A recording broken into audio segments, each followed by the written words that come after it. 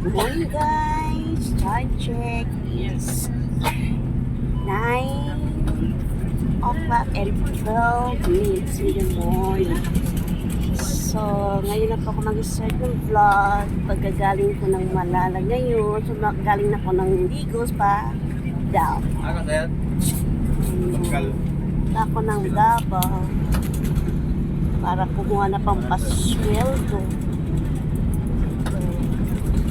Nag-upgrade na po ang ating mini farm. Naging farm na talaga siya. Which is grabe talaga. Kaya ngayon kapunta ako ng Davao. Gusto ko kayo ngayon dyan. Ang mga co-vloggers, co-farmers. Yan. Aking mabait. Siya nag-offer ng kukuan.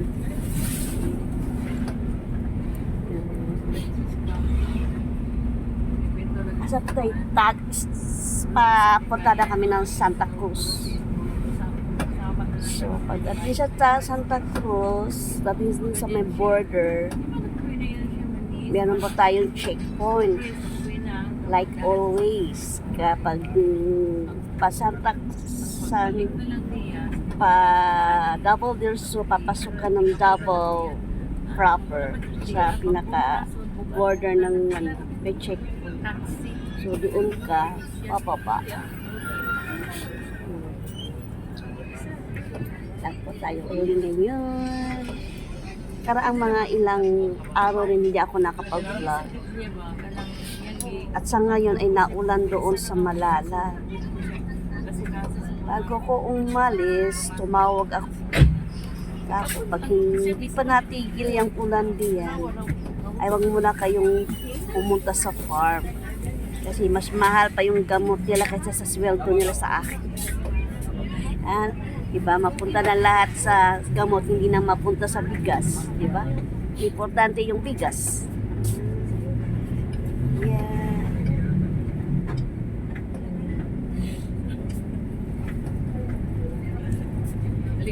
Anyway, yung farm na nakuha ko ay napagkasunduan namin yung sa barangay.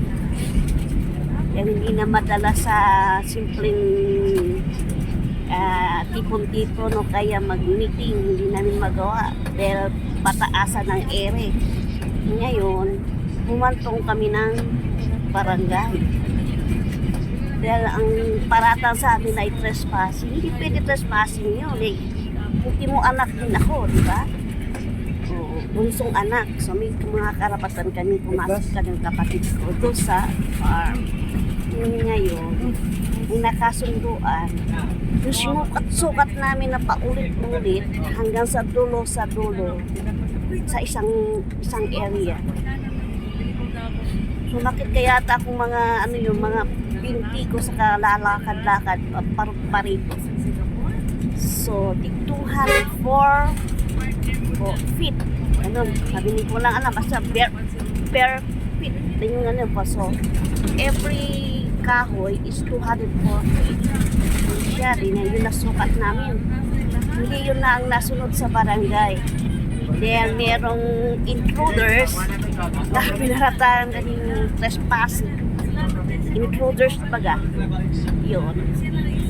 Pagdating doon sa barangay, napagkasunduan, ayaw nilang ibigay yung sinukat-sukat namin na yun sa sinukat ng brother ko. Tapos galing ako ng Ligos noon. Hindi naman ako maghapon nandoon. Kasi naggaling ako ng Ligos. Hapon ako dumating doon. Kasama din ako doon. Napasama ako. Ngayon, nakakuha na sana kami ng area. Ngayon ako nabigyan ng area na sa farm ng 5 hectares. So, yung 5 hectares na yun siguro, hindi ko man yung mabigla-bigla sa ang ating finances maliit lang. Siguro, pwede ko siguro yun dahan-dahanin, step by step. Diba? Hindi natin pwedeng biglain yun. So, habang naglilinis sila, na ground waiting siguro sila. Habang nag-ground waiting yung isa nag-aabuno. Ganun lang gagawin ko. Sa ngayon, hindi na ako makapunta pa ng farm. Kung nakapunta ako ng farm, isa rin ako. Kikilos din ako doon magtatrabaho. O baka mag-vlog din ako doon. Diba, no? Ganun lang yun. Ayos mo. Parok siya, papunta rin siya ng Davao. Kaya tutulong din ako sa umpisa. Sa umpisa talaga mahirap.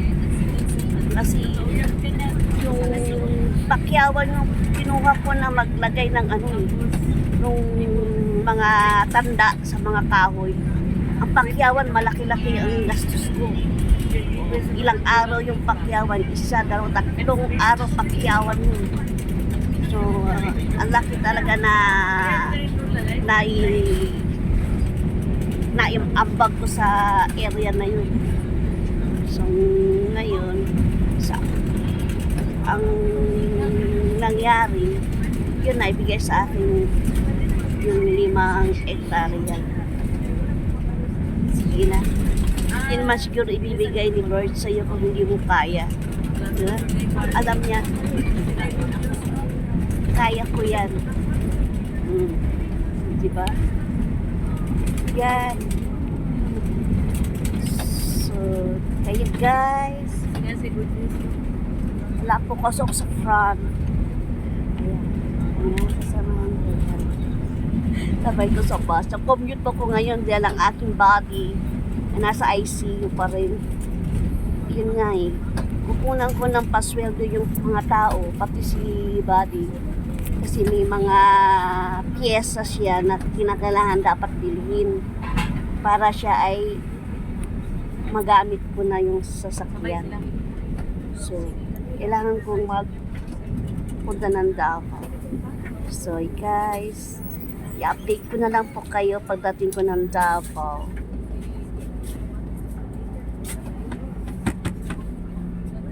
And then, pwede mo siguro kung lumipat sa kabila. Ay, wag na lang. Sige. Guys, hanggang sa muli po at nabayanan po yung aking susunod na vlog. Please like and subscribe. Notification bell.